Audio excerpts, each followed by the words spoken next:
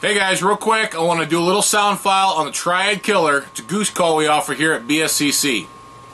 The Triad Killer covers 3 different types of species of birds, hence why we call it the Triad Killer.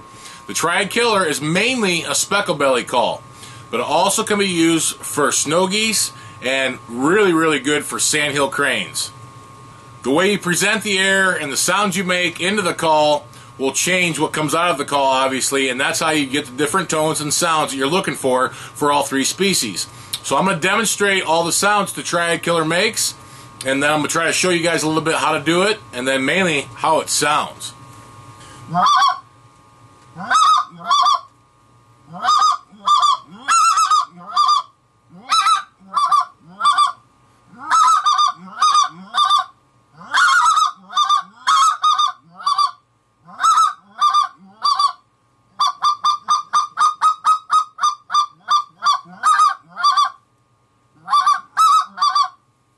As you can tell, I'm sitting down here, so the call does not take a lot of air. Call uses a lot of back pressure when you're doing a specklebelly sound. You really got to crunch your fingers down tight, put a lot of back pressure into that call. You barely want to be able to fit your finger through there. You want it to be tight. And it's this short burst of air, ha-ha, ha-ha, into the call.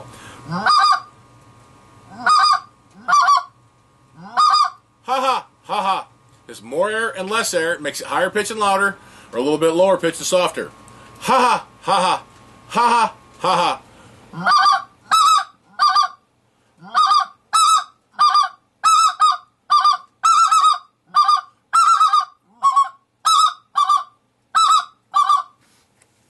Next, we can move on to some faster sounds. I grew up in Michigan, not a lot of specks around there, but I found them in Saskatchewan all the way down, and specklebelly is one of my favorite geese to hunt.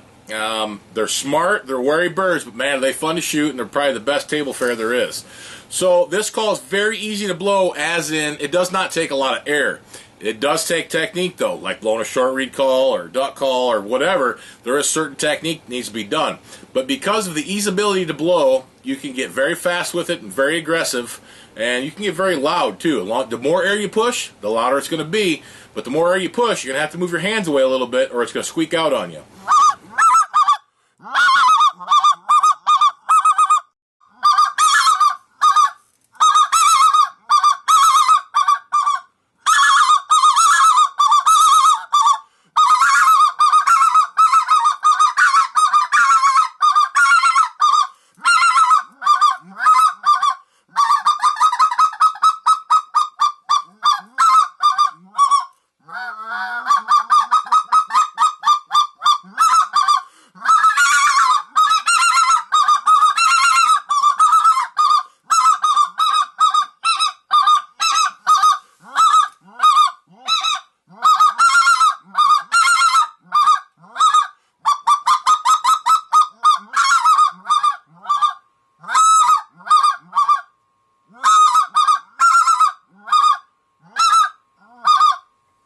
So there's a little bit of sound on the Triad Killer for the specklebelly side. Next thing we're going to move into are the sandhill cranes. Now you can do the same thing. The call stays tuned the same. You don't have to touch it.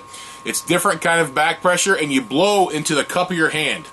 You want to create an echo chamber in the palm of your left hand, or whatever hand you are, your offhand.